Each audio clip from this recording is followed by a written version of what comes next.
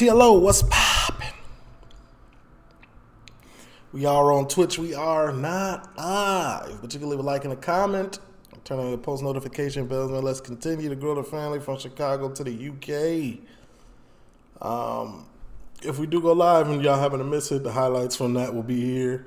If anybody wants to make shorts for this channel, let me know. DM me. My Instagram is in the link tree below in the description, and I'll give you access so you can make the shorts and just upload them, man. I'd appreciate it. And don't forget, we also got the Patreon. That's where we react to stuff that we can't react to on YouTube. We just started Fresh Meat. And we also got the Discord, you know what I'm saying? You know how that go. The deadly London football rivalry, West Ham versus Millwall, by Kid Nerd. Let's get into it.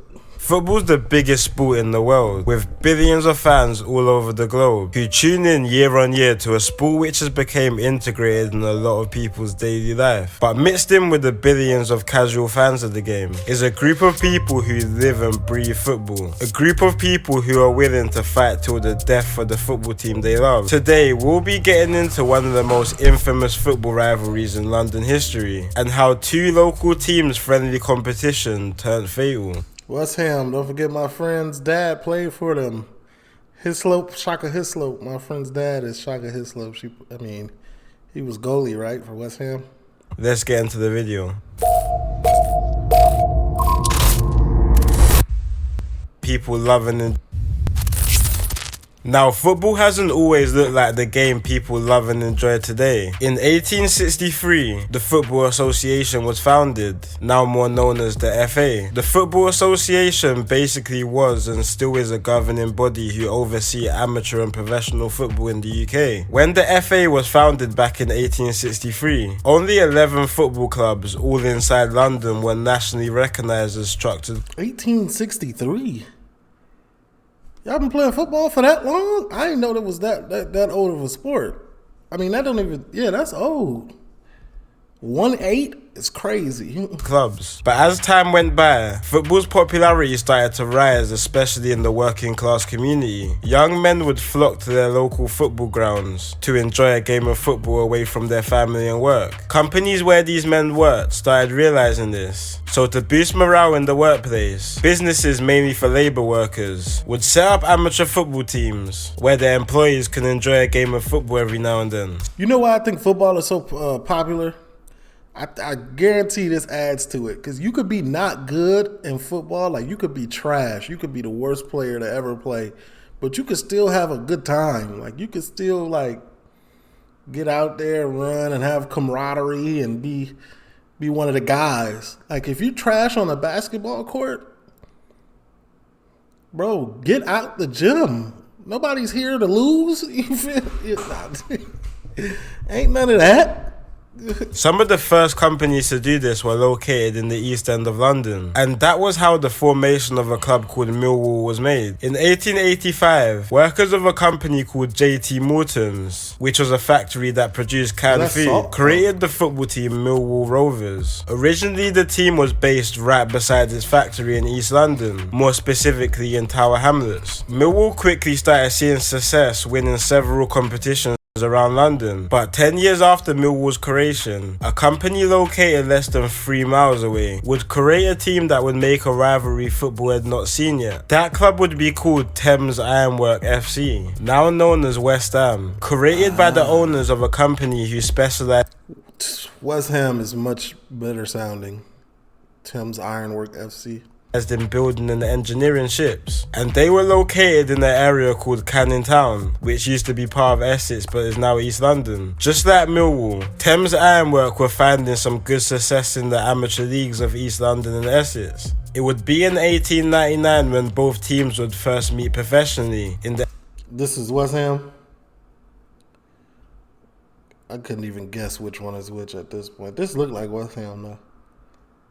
FA Cup, and tensions were high at the game. Both sets of fans and players from both teams worked for rival companies who battled for similar business opportunities. Thames Ironwork weren't big fans of Millwall as well, due to a few friendly games they lost against them in the years preceding. And this was a big game to see who the biggest club in East London was. Millwall won 2-1, which was a big blow to the Ironwork side. But this would be the first of many exciting games to come. Between 1899 and 1950, Millwall and Thames Ironwork played each other a total of 60 times in league and cup fixtures. During this period, a lot happened. In 1900, Thames Ironwork disbanded and took on the name we know 1900 is crazy. The club to be today, West Ham United. Also, Millwall relocated its stadium from East London to the other side of the River Thames in South London. During one game in particular on the 17th of September 1906 between Millwall and West Ham, the whole match was filled with dirty tackles and aggressive football, and a big commotion on the pitch was made after a West Ham player pushed a Millwall player onto a metal advertising board. But the commotion wasn't just left on the pitch. Fans from the stands on both sides started colliding with each other, resulting in big fights inside and out. Is this the first ever, you know what I'm saying, rivalry period? This is the first ever fight in a stadium? Outside of the stadium, in probably one of the first examples of football hooliganism There we in go. the sport. Knew it. Then on August the 4th, 1914, England declares war on Germany, resulting in Britain joining World War I. For around a year or so, this didn't affect the football leagues too much until conscription was introduced at the start of 1916, which forced any healthy men between the ages of 18 to 41 to go to war. But Was that kind of like the draft?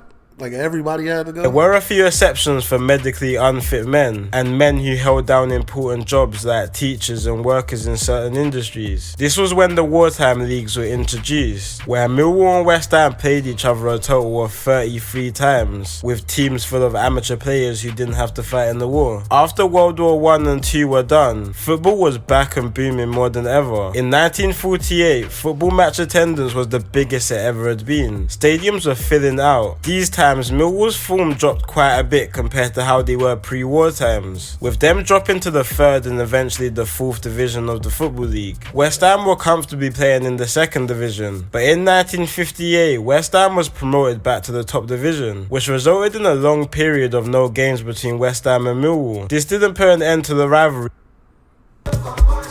If I was a West Ham fan, that'd make me talk even more crazier. Bro, you can't even get to the division that we in. What you talking about? You don't want to see us? We at the top. You in 4th. You somewhere in 4th down there. From the 4th division. When the 1970s came, which generally wasn't the best time for the UK, the unemployment rate was unusually high, inflation was destroying a lot of people, and football hooliganism was at its peak. Football fans all over the country started making what they called firms, and these firms would travel all over the country supporting their team in away and home matches, representing their club and causing a lot of carnage on the way. In 1974, this new wave of hooliganism started getting international attention after a young fan from a football club called Blackpool was stabbed to death by a fan. God, had to be Blackpool.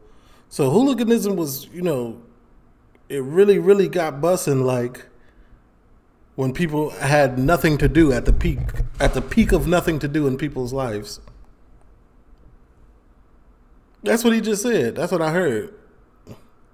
Fan from a team called Bolton Wanderers inside the stadium. Football teams were forced to put in place segregation between the fans of clubs inside the stadiums, and fences separating the pitches and fans were added after numerous pitch invasions and attacks on players were occurring in the early 70s. Multiple UK teams were also starting to get banned from competing in European competitions until English clubs were putting their fans in order. The 1970s also saw an increase of black players playing in the English Football League, and with racial tensions in the UK being sky high after an influx of immigrants coming in after the wars, many non-white players received a lot of abuse from fans. The midst of far-right movements like the National Front and the rise of gangster culture being idolised from gangsters like the Craze, a lot of violence inside and outside of London was on the rise, and at the forefront of football violence was West Ham and Millwall. West Ham had a firm setup which they called the Football violence was West Ham and I'm not gonna lie, I kind of like Millwall's symbol though, the little lion. But West Ham's colors, you could do a lot with these colors. Millwall. West Ham had a firm set up which they called the Intercity Firm, and Millwall set up one called the Bushwhackers. Both firms built up a big reputation for violence, and it wouldn't be long until both teams would meet up once again. In 1972, both teams faced each other in a friendly game in hopes of bringing both sides together, stemming from one of Millwall's defenders called Harry Cripps, playing for both sides during his career. But despite this game being designed for just a harmless friendly between two sides who have a deep history, yeah, right, the meetup was anything more than friendly. The whole event was overshadowed by violence. Before, during, and after the game, constant fights were breaking out between both sides. The game ended up being a goal fest, with West Ham eventually winning 5-3, but it was starting to become clearer that football violence has started becoming more than the sport itself. People who were fighting for each, and that's when it becomes a problem. You know what I'm saying? It was a problem before, but when it becoming bigger than the sport, like you're not even really going to go watch the game. You just want to kick off. That's what y'all call it. I just want to kick off. Then at some point, you know what I'm saying, grow up. I'll be watching a lot of these like documentaries on football hooliganism, and they be 45-year-old men with 2 kids, a wife, a mistress, 2 jobs, you know what I'm saying, a horse, a carriage, and a buggy, still doing this.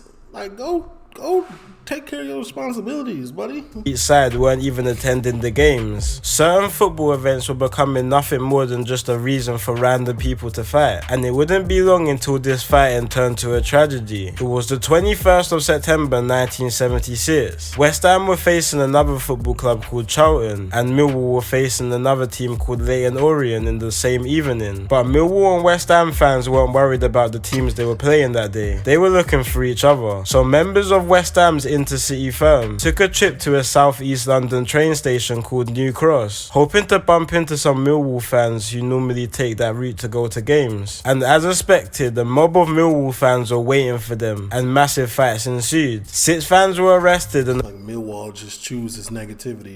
a policeman was injured with a kick to his kidney. A young man also suffered severe head injuries. But sadly, an 18-year-old Millwall fan called Ian Pratt fell from the train platform while the carnage was happening, and unfortunately ended up getting run over by a train that was passing by. Millwall fans were devastated by the loss of one of their young fans, and to add fuel to the fire, West Ham hooligans created a new chant, mocking the situation which they would sing at certain games. At this point, the meaning... That's definitely... Hey, Millwall was just out here just choosing violence. This feud turned personal, and Millwall fans were looking for revenge, and soon they would get their chance. Not Millwall, the other one, West Ham. In 1978, they both honestly was choosing violence. where in between both sides were occurring throughout the streets near the West Ham ground, which resulted in 70 arrests altogether. Luckily, no one was severely injured. West Ham managed to leave the fixture winning 3-0. After years of football violence, in the 1980s, the police said enough is enough, especially after a 1985 disaster at a stadium in Belgium, which killed 39 people, was blamed on English fans who were in the stand. At this point, English fans were banned from entering any European stadiums for 5 years, and it was now time for something to be done to save English football's reputation. So the police force set up an operation which sent undercover officers to a select few teams. Kid Nerd don't talk with no periods, no commas, no exclamation points. It just be straight through. You know what I'm saying? Which had the biggest issues of hooliganism. 2 of these teams being West Ham and Millwall. In a long-winded operation, undercover officers rose up in the ranks of these clubs' firms to get to the bottom of who was involved. There was actually a movie loosely based on this operation called ID, but after a few years, the operation was abandoned operation after a few years after police and put their whole lives into that.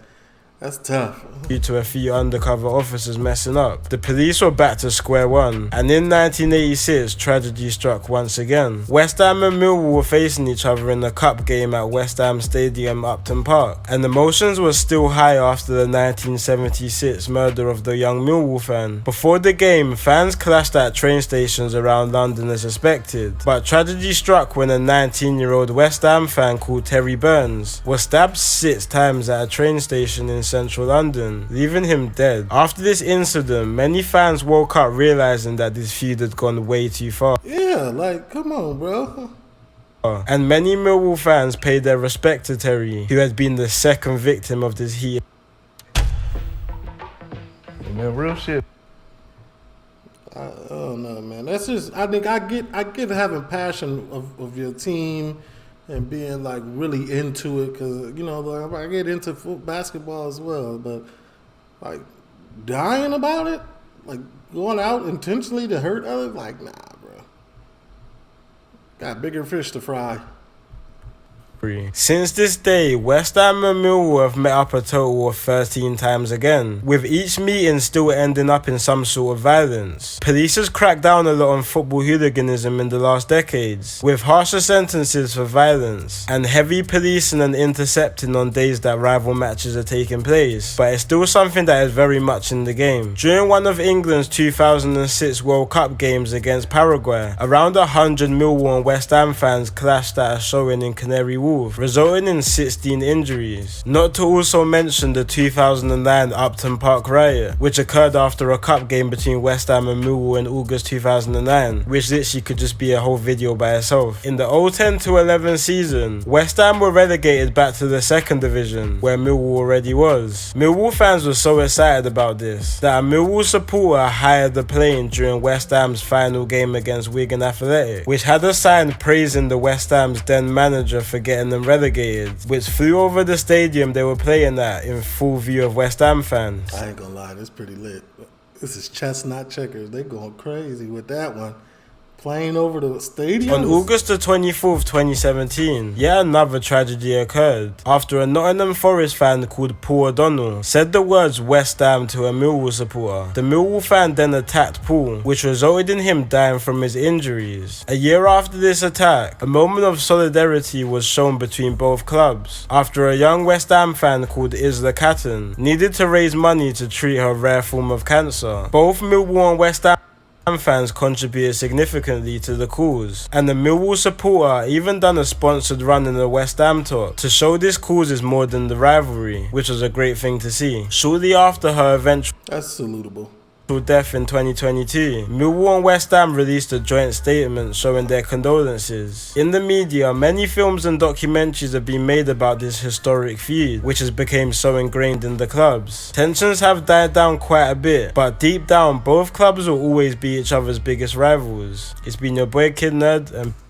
I get it, y'all ops forever. But at the end of the day, man, don't take away from the game itself for that type of stuff. You feel me? TLO, leave a like, comment. TLO, leave a like, comment, turn on your post notification bells, man. I'm gone, man. Don't forget to check out the description, that link tree. That's where everything is, man. I'm gone. Oh, and if you see me in all the newspapers, man, and all the